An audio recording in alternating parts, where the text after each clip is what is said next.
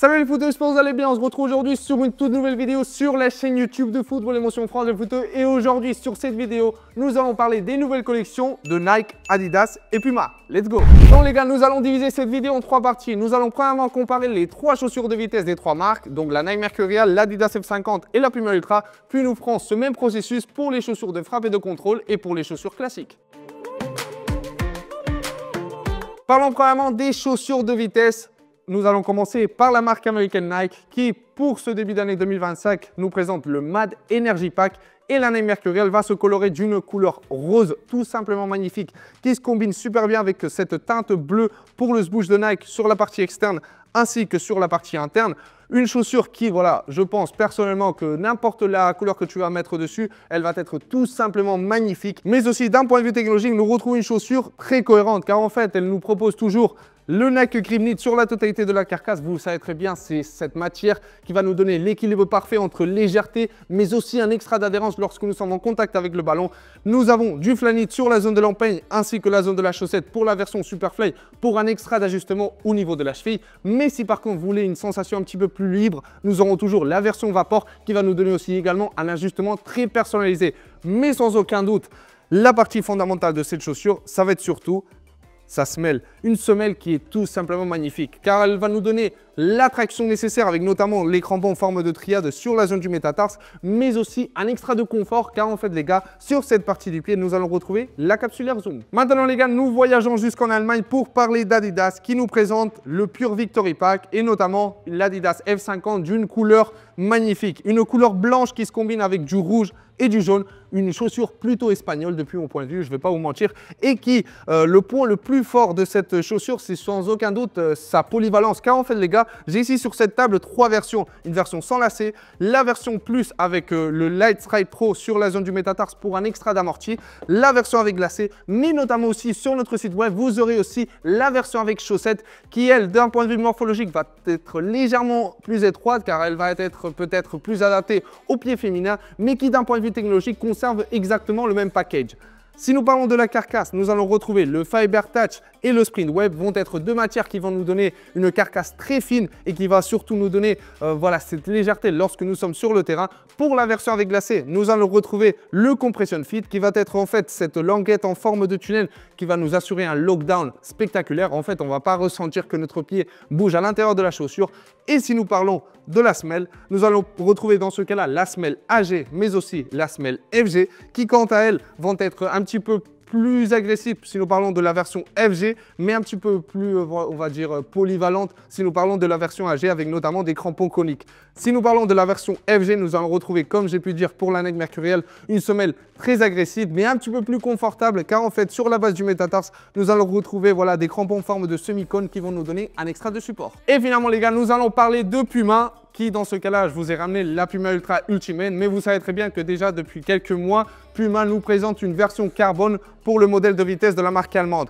La seule différence que vous allez retrouver, ça va être surtout au niveau de la semelle. Dans ce cas-là, nous avons une semelle plutôt classique, mais pour la version carbone, comme son nom l'indique, vous aurez une semelle complètement construite en fibre de carbone qui va être beaucoup plus réactive. Si nous parlons du reste de la chaussure, dans ce cas-là, la carcasse, nous allons retrouver une carcasse beaucoup plus fine en comparaison aux deux autres chaussures qui va nous donner encore plus de légèreté. Mais d'un point de vue de la morphologie, nous allons retrouver une chaussure beaucoup plus étroite si nous la comparons à la F50 ou à la Nike Mercurial. Ceci, moi personnellement, qui a un pied large, me donne un léger inconfort. Mais d'un point de vue des sensations, lorsque nous sommes en contact avec le ballon, nous sommes très à l'aise grâce au Grip Control Pro qui va être présent sur la totalité de la carcasse. Quelque chose qui me paraît tout simplement spectaculaire et je pense que Puma est légèrement au-dessus si on la compare à Nike ou Adidas. C'est surtout la zone en évonite de l'empeigne qui va nous donner un vrai ajustement personnalisé pour que notre pied ne bouge pas à l'intérieur de la chaussure. Deuxième partie de la vidéo, nous allons parler des chaussures de grip, contrôle, frappe. En fait, les gars, c'est un mélange très bizarre car d'un point de vue technologique, nous sommes face aux chaussures les plus riches du marché et les plus polyvalentes. Nous allons parler premièrement de Puma qui nous présente une nouvelle génération de Puma Future, la Puma Future Ultimate numéro 8. Et pour cette nouvelle génération, on retrouve plein de nouveautés technologiques qui nous donnent un résultat final Franchement, très solide. Nous allons retrouver une carcasse complètement redesignée en 2 couches. Une couche interne construite en évonite qui va être présent aussi notamment sur la zone de l'empeigne et une carcasse externe en matière synthétique qui va en fait nous donner un relief 3D pour avoir un extra de grippe et d'adhérence lorsque nous sommes en contact avec le ballon.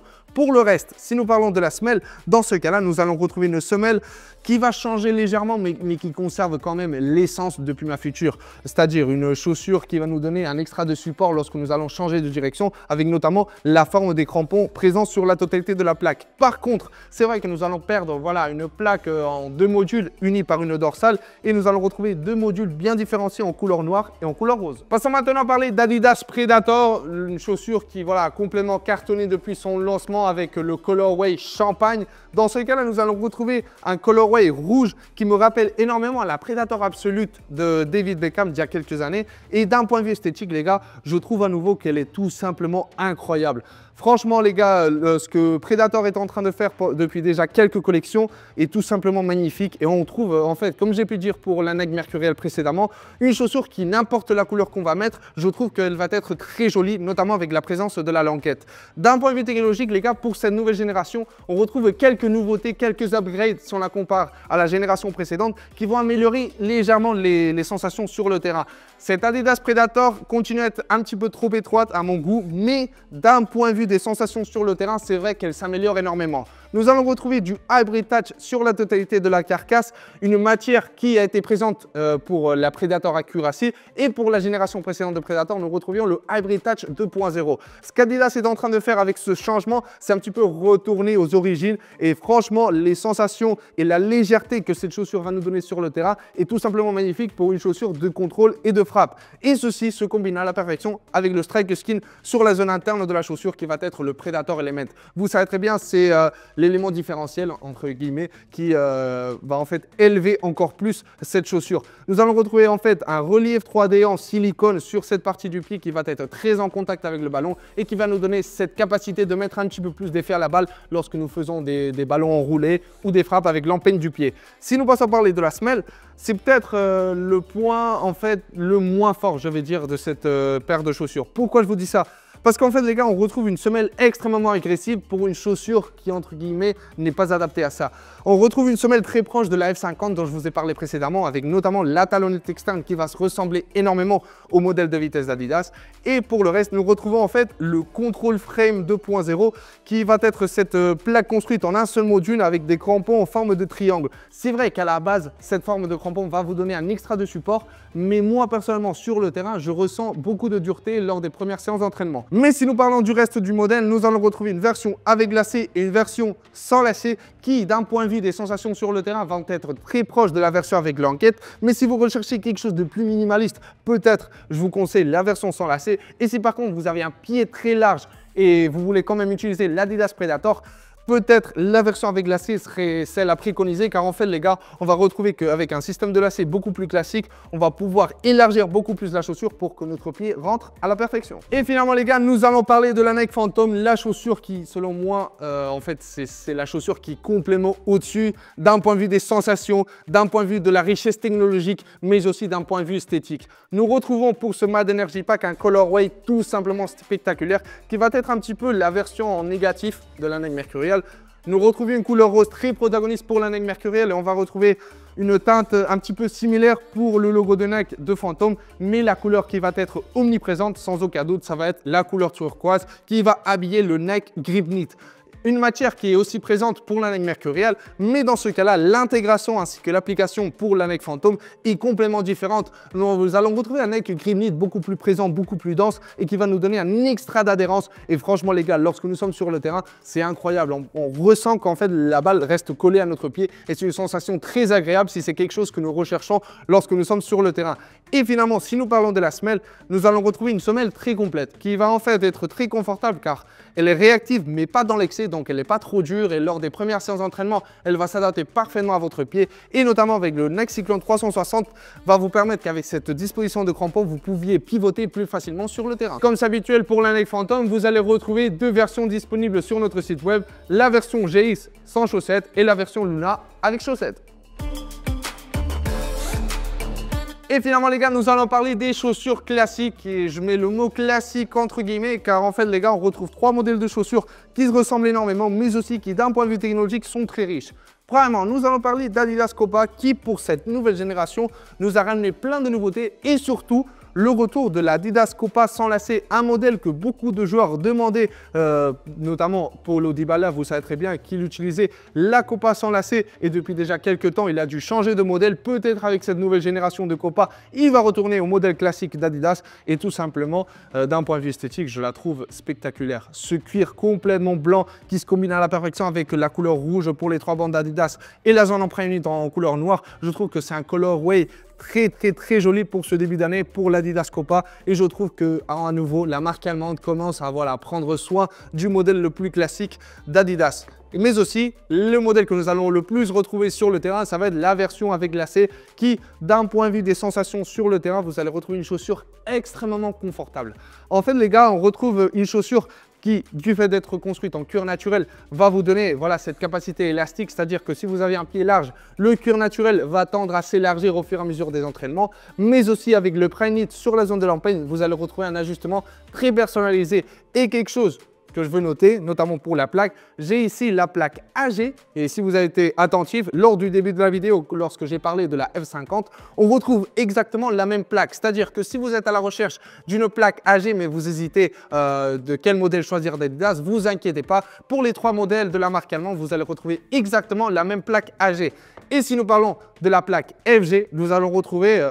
je n'ai pas pu la tester pour l'instant sur le terrain, mais au premier abord, je trouve que c'est une des semelles les plus confortables du marché car on retrouve des crampons coniques sur la totalité de la plaque et des crampons en forme de croissant de lune à la base du métatarse pour un extra de support. Parlons maintenant de Puma King.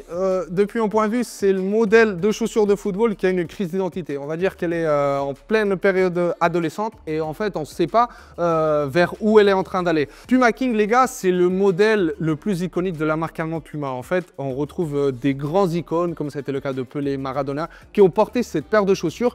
Et dans ce cas-là, depuis déjà quelques générations, en fait, on ne sait pas où la... En fait, c'est très compliqué de la mettre dans une case. On retrouve une chaussure qui, d'un point de vue technologique, oui, elle est là, elle est très intéressante. On retrouve du cuir synthétique qui va être beaucoup plus durable que le cuir naturel. Mais en fait, elle s'éloigne un petit peu du feeling d'une chaussure classique. Car en fait, on retrouve un relief 3D sur la zone interne, l'Evonite sur la zone de l'empeigne. Et en fait, c'est difficile de la mettre dans une case. Car en fait, par exemple, pour l'Adidas Copa, on va retrouver toujours la Copa mondiale qui va être vraiment l'Adidas classique. Et par exemple, pour la Nike Tiempo, on retrouve la Nike Tiempo Première qui va être cette chaussure classique. C'est vrai que pour la Puma, on perd la présence d'une chaussure vraiment classique et on retrouve cette chaussure où en fait, on ne sait pas comment la définir. Si nous parlons du reste de la chaussure, nous allons retrouver une semelle très confortable. Par contre, c'est vrai, il faut le dire, c'est des crampons coniques sur la totalité de la plaque qui vont vous permettre de l'utiliser sur un terrain en pelouse naturelle, mais aussi sur un terrain en pelouse synthétique, c'est-à-dire c'est une semelle FG AG, une semelle hybride, et qui d'un point de vue de la réactivité va être une semelle plutôt réactive, mais quand même très confortable, avec notamment une zone du talon extrêmement douce pour que notre pied s'adapte à la perfection à la chaussure. Et finalement, nous allons parler de la Nike Tiempo Legend 10, qui d'un point de vue technologique ainsi que d'un point de vue esthétique, elle va se ressembler énormément à la Puma King. Mais c'est vrai que d'un point de vue des sensations sur le terrain, je la trouve qu'elle est légèrement au-dessus si l'on compare à la Puma King. Nous allons retrouver également du cuir synthétique sur la totalité de la carcasse, nommé le Flytouch Plus, avec notamment un petit relief 3D sur la zone interne de la chaussure pour avoir un extra d'adhérence et un extra d'amorti lorsque nous allons contrôler la balle. Et si nous parlons du reste de la chaussure, nous avons une anatomie qui va être complètement différente si l'on la compare au reste des chaussures, avec une chaussure construite en 2 couches.